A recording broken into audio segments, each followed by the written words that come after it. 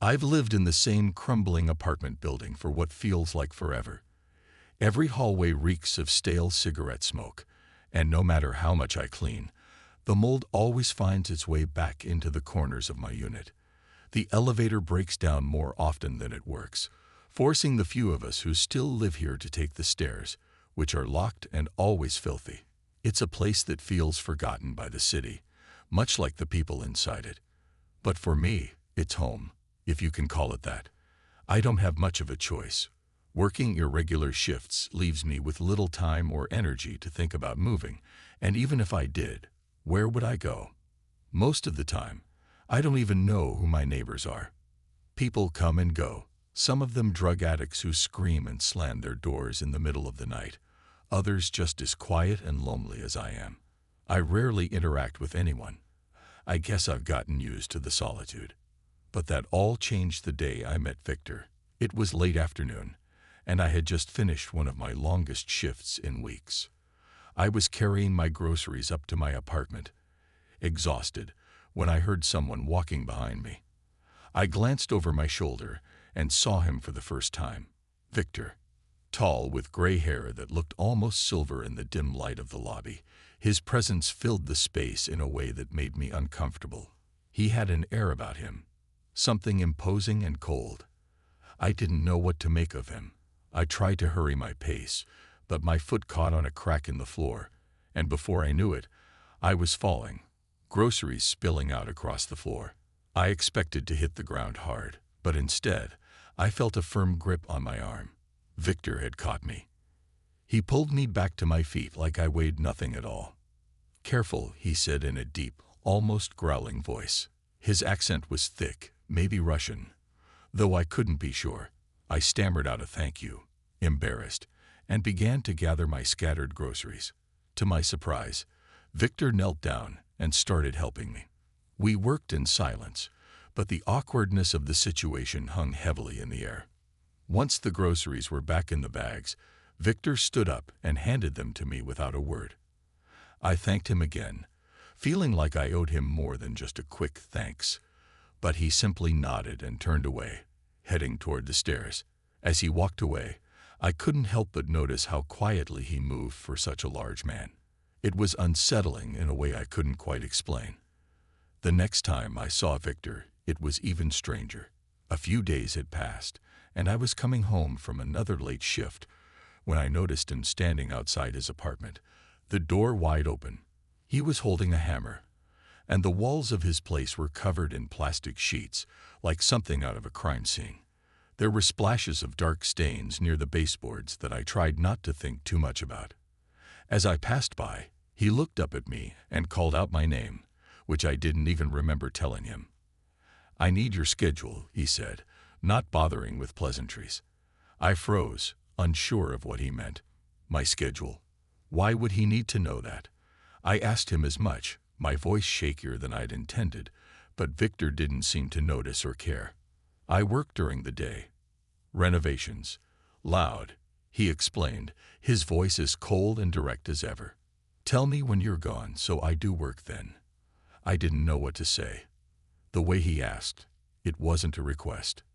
It felt more like an order.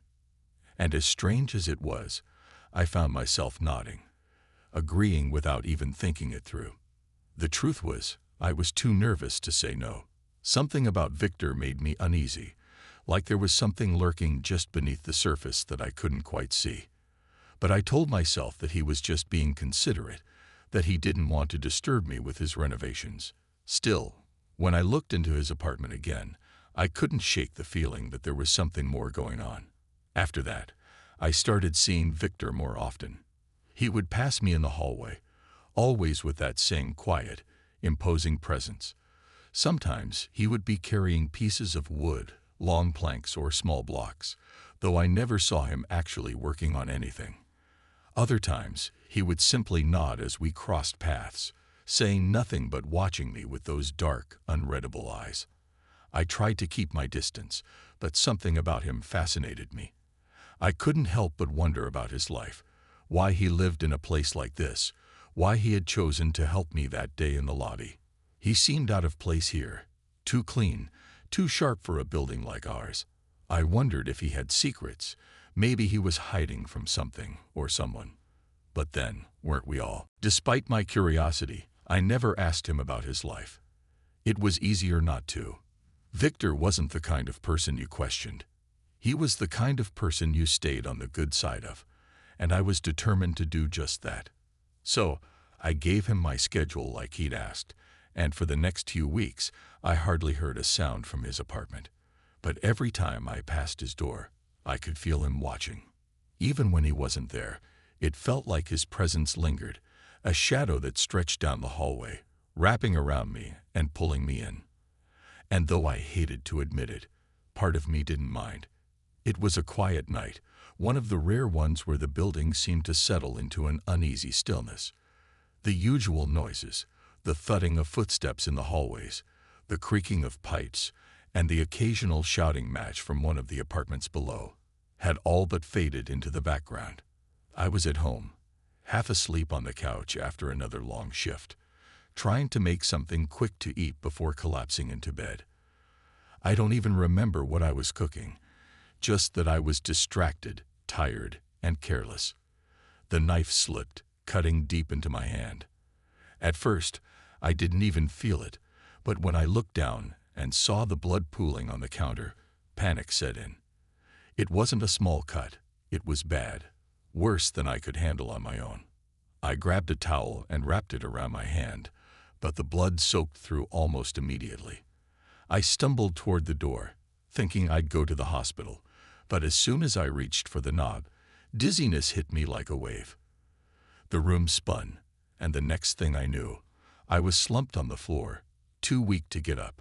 I don't know how much time passed before I heard the sound of footsteps approaching my door. It was so faint at first that I thought I was imagining it. But then there was a knock, firm, deliberate, and unmistakably real. Before I could say anything, the door opened, and Viktor was standing there. He didn't ask permission to come in. He just did, like he knew I needed help before I even realized it myself. "Let me see," he said, his voice as calm as ever, though there was something in his eyes I hadn't seen before, something almost like concern. I could barely move, my head swimming from the blood loss, but Viktor moved with a kind of efficiency that made me feel like I was in capable hands. He knelt down beside me, pulling the towel away from my hand with surprising gentleness. The bleeding hadn't stopped. I could feel my heart pounding in my chest as I watched Viktor work. He didn't panic, didn't rush. Instead, he pulled a small first aid kit from somewhere, I don't even know where it came from, and began cleaning the wound with such precision that it didn't hurt nearly as much as I expected it to.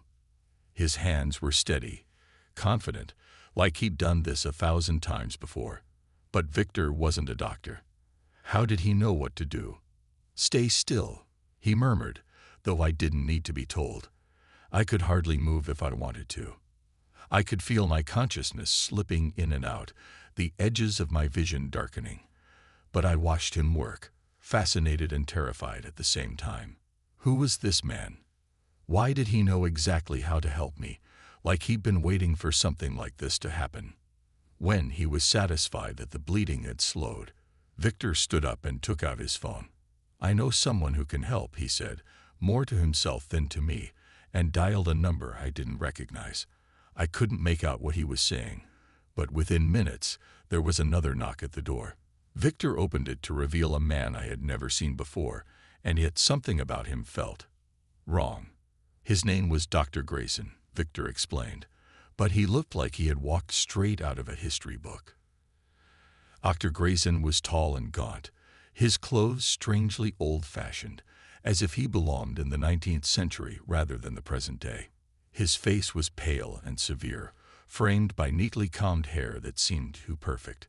There was something unsettling about him, but I was in no position to argue.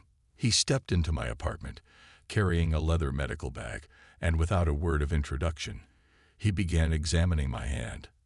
The doctor's hands moved with an eerie precision, much like Viktor's, as though they had both been trained for this moment. He pulled out modern tools, sterile bandages, antiseptics, things that didn't fit with the image his appearance projected. It was surreal, watching this figure from another time treat me with methods that were both advanced and archaic. His expression never changed, never softened. He worked quickly, bandaging my hand with practiced ease, while Viktor stood nearby, watching silently. I should have been scared. I should have questioned why a stranger like Viktor would have access to a doctor like this, a doctor who didn't belong to this world. But the pain and the shock of it all dulled my thoughts, and I was too exhausted to ask the questions that should have been racing through my mind. When Dr. Grayson was finished, he gave me a curt nod and left without a word. Viktor didn't seem surprised by his behavior. If anything, it seemed routine, like this was something they had done many times before. "Rest," Viktor said, his voice softer than I'd ever heard it. "You'll be fine." I wanted to ask him why he cared. I wanted to know why he had helped me, why he had brought that strange doctor to my door in the middle of the night. But I was too tired.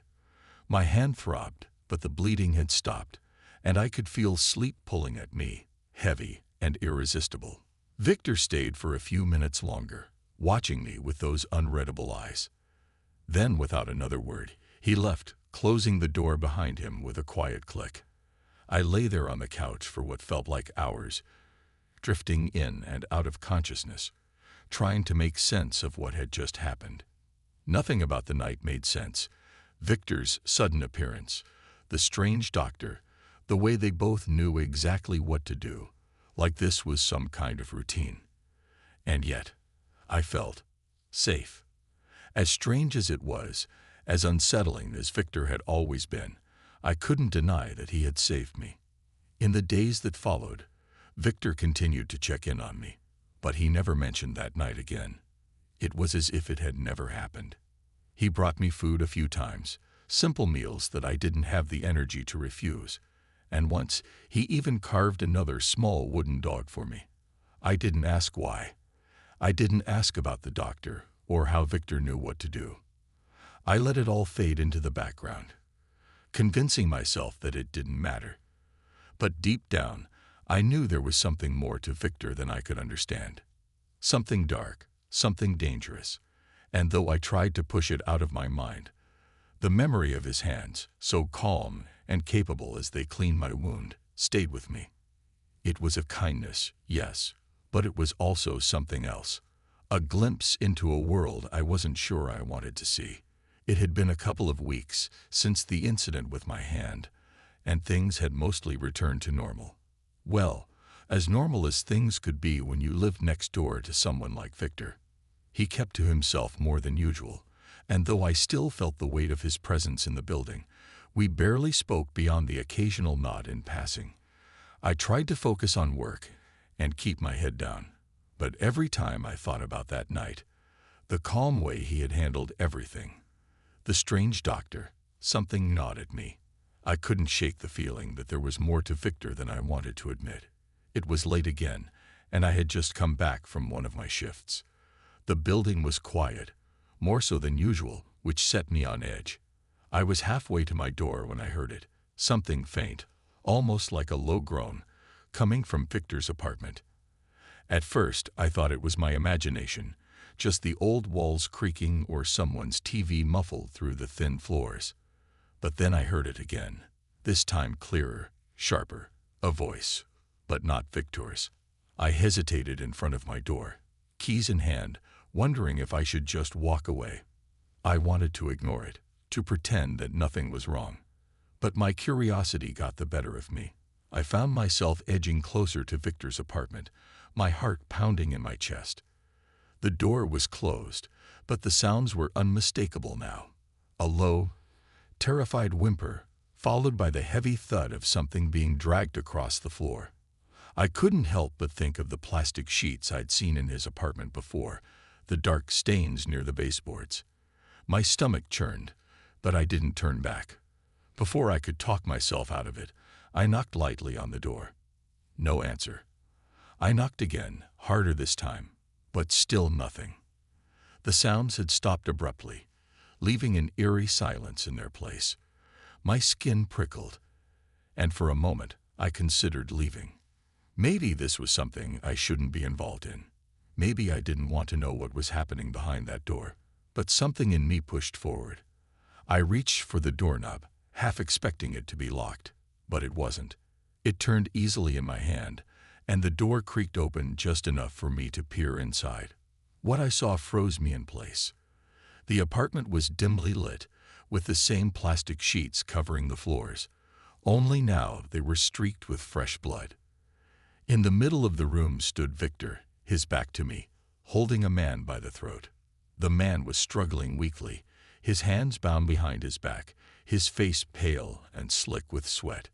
Blood trickled from a cut on his forehead, and his eyes, wide with fear, met mine for a brief second before darting back to Viktor. Viktor's other hand held a knife, a long, gleaming blade that caught the light in a way that made my stomach turn. He didn't say a word, didn't even acknowledge my presence at first. I should have run, should have called for help, but my legs wouldn't move.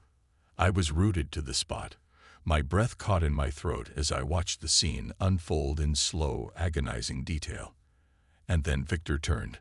For a split second, I saw his face, or rather, something that wasn't quite his face. His features twisted, his eyes darkening, his skin pulling tight over sharp, monstrous angles. It was as if his face had momentarily slipped into something else, something inhuman. It was subtle, almost imperceptible, but I saw it. I knew I saw it. My heart pounded so hard in my chest that I thought I might pass out. Viktor's expression remained eerily calm, even as his features contorted back into their usual shape. He didn't look angry or surprised. If anything, he seemed disappointed. His gaze met mine, and for the first time, I realized just how cold his eyes were. Dark, unreadable, like staring into a void. "You shouldn't be here," he said quietly, his voice carrying a weight that made me feel small and insignificant. I wanted to respond, to explain why I was there, but my mouth was dry, and my voice wouldn't come. My mind raced, 1,000 thoughts colliding all at once. What was I seeing? Was Viktor even human? Was this a dream? Some twisted nightmare I couldn't wake up from? But it wasn't a dream. The blood was real, the terror in the man's eyes was real, and the monster standing in front of me, whether Viktor or something else entirely, was real. I knew, in that moment, that whatever I thought I understood about Viktor had been wrong. This wasn't just a strange, reclusive neighbor with a mysterious past. This was something much darker, something I couldn't explain. The man in Viktor's grip let out a soft, desperate whimper, and Viktor's hand tightened around his throat. I saw the muscles in Viktor's arm tense, the knife glinting in the low light. My stomach lurched, and finally my voice broke free. "Stop," I whispered, though it came out weak and hollow. "Viktor, please, don't." For a moment, the world stood still. Viktor looked at me, his expression unreadable, and then, without a word, he loosened his grip. The man collapsed to the floor, gasping for air, his body trembling. Viktor didn't move, didn't speak. He just stood there, the knife still in his hand, watching me with those cold, dark eyes. I didn't know what to do. My legs felt like they were made of lead, but somehow I forced myself to move. I backed away slowly, my heart racing, my mind screaming at me to run. Viktor didn't stop me. He didn't say anything at all. He just watched as I backed out of the apartment, pulling the door shut behind me with trembling hands. I stumbled back into my own apartment, slamming the door shut and locking it, my chest heaving with panic. I pressed my back against the door, my hands shaking uncontrollably. What had I just seen? What had Viktor become in that moment? And more importantly, what was I supposed to do now? For the rest of the night, I sat in the dark, my mind racing with possibilities. I should have called the police. I should have told someone, anyone, about what I had seen. But I couldn't. I couldn't bring myself to make that call, to explain what I had witnessed. Who would believe me? Who would believe that my quiet, reclusive neighbor had turned into something monstrous? The next day, I didn't see Viktor. He didn't come by, didn't knock on my door. But I knew he was still there. I could feel him, just on the other side of the wall, waiting.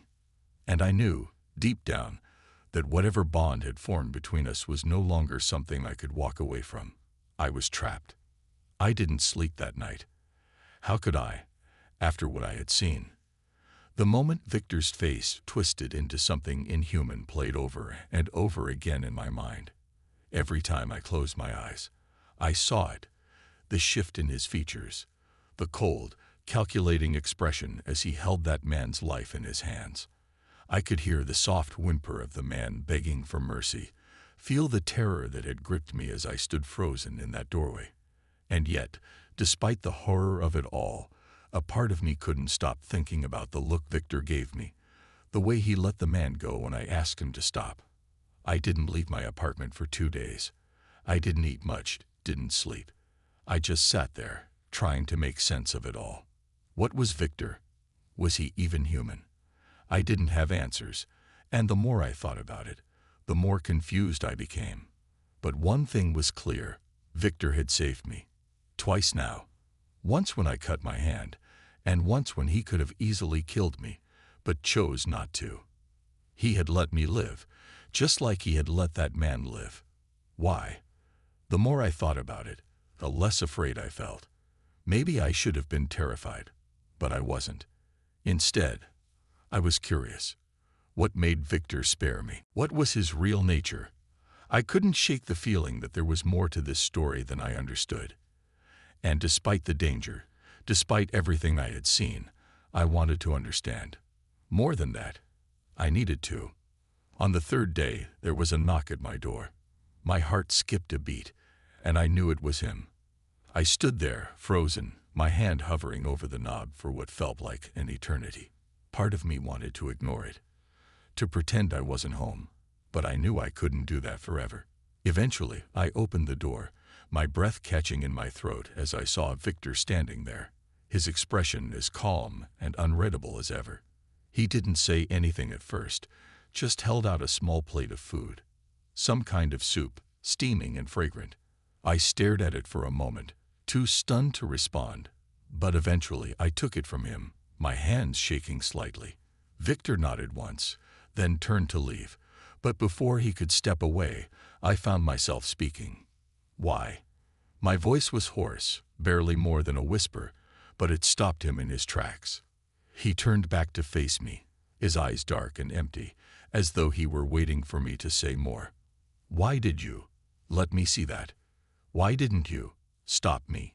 Viktor's gaze lingered on mine for a long moment, and for the first time, I thought I saw something flicker in his expression. Something like regret, or maybe sadness. You were already involved, he said, his voice low and steady. Better to understand than to live in fear. The words hit me harder than I expected. He wasn't wrong. Ever since I'd met Viktor, ever since he'd first caught me on the stairs, and later saved me from bleeding out in my apartment, I'd been involved. There was no going back now. No pretending that things were normal, that Viktor was just a neighbor with strange habits. I had seen too much, and there was no way to unsee it. I don't understand, I admitted, my voice trembling slightly. What are you, Viktor? He didn't answer immediately. Instead, he just watched me with those cold, dark eyes, as if weighing whether I was ready to hear the truth. Then, with a soft sigh, he spoke. Not something you'd easily accept, he said quietly. I'm many things, some of them human. It wasn't much of an answer, but somehow it was enough. I didn't press him further. I didn't need to. Whatever Viktor was, whatever his true nature, I knew that it didn't matter. Not really. What mattered was that, for whatever reason, he had chosen to protect me. I didn't fully understand it, but I was starting to accept it. Over the next few days, I tried to return to some semblance of normalcy, though it wasn't easy. Viktor's presence weighed heavily on me, even when I didn't see him. I kept thinking back to that night, the way his face had shifted, the way he had held that knife. But I couldn't bring myself to hate him for it. I couldn't even bring myself to fear him. Not anymore. Instead, I found myself seeking out his company. I would bring him small meals, Nothing fancy, just whatever I had in my fridge, and leave them outside his door. He never invited me in, but every now and then he would leave something in return, a carved wooden figure, a small token of appreciation. It became a strange, silent exchange, one that I couldn't fully explain, but one that felt oddly comforting. There was an unspoken understanding between us now. Viktor never spoke of what I had seen, and I never asked, but the bond between us was undeniable. I knew that he was dangerous, that he wasn't human in the way I was, but I also knew that he wouldn't harm me. I don't know how I knew that, but I did. There was something in the way he looked at me, something that told me I was safe. It didn't make sense. None of this did. But I couldn't deny the strange comfort I felt in Viktor's presence. He was the only person I had, the only person who had ever shown me kindness in this godforsaken building. And despite everything, despite the blood and the fear and the monstrous side of him I had glimpsed, I found myself trusting him. Maybe that's what scared me the most. Not Viktor himself, but the fact that I had come to accept him. I had come to accept that my neighbor was a killer, possibly not even human, and yet I had chosen to stay. I had chosen to maintain this bizarre, one-sided friendship because the alternative, being alone, was too unbearable to face. In the end, I realized that it didn't matter what Viktor was, human, monster, or something in between. He was the closest thing I had to a friend. And in a world as cold and lonely as mine, that was enough. The fear was still there, lurking beneath the surface, but it was overshadowed by something else. Something I didn't fully understand but couldn't let go of. I had crossed a line, and there was no going back. I had chosen to stay in Viktor's world, no matter how dark it might be. And somehow, that felt like the only choice I could live with.